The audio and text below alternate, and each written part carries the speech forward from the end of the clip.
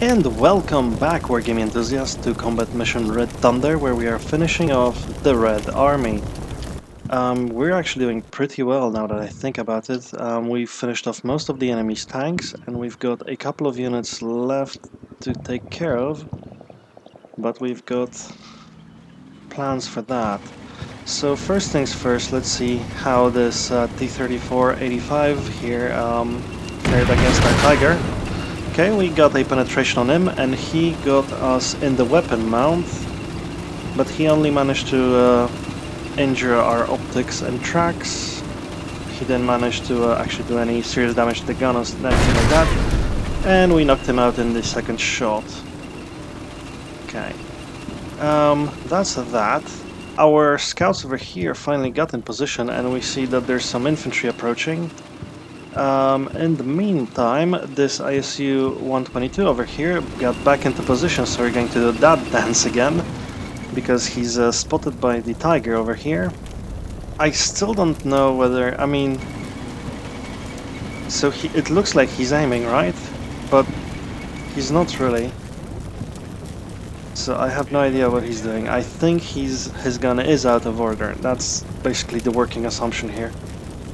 And we're taking another shot with the Tiger, and we hit the weapon mount again. That is one tough ISU-122, I have to say. Super tough Ustanovka. I'm just loving this. Okay. Right. Well, that said, let's take a look at our Tiger actually and how it's fared. Yeah, we got hit right there in the gun mantlet, but we're fine. Good, good, good. Finally, our Tiger is behaving like it should, and definitely a very effective weapon when you're firing at distances of up to 1 click, rather than like in the previous battle, distances up to 200 meters. In the meanwhile, our Panthers are moving up over here and redeploying basically to the other flank, from where we will start advancing, I think. We will do that because, well, it's a better field of maneuver for our tanks, and we're also probably going to fight infantry over there in the open for a while. So that's going to be interesting. We could use some infantry support for that actually, but I haven't mobilized any just yet. So we'll have to see about that. Unsupported tanks will probably not be a good idea out there. So yeah, so it might not be an instantaneous assault. Anyway, what I'm planning to do this turn is I'm leaving the Tiger here to fire at the ISU-122. He's probably not going to make it until before that guy withdraws over there. I'm probably going to move up this guy a little bit forward and try to scout ahead, basically. But not getting too close to infantry, stuff like that. Right. Our infantry, I withdrew one team of infantry over here. I put in the half-track route here, just in case. We still have one unidentified object, which is over here, but I suspect that is the OT-34.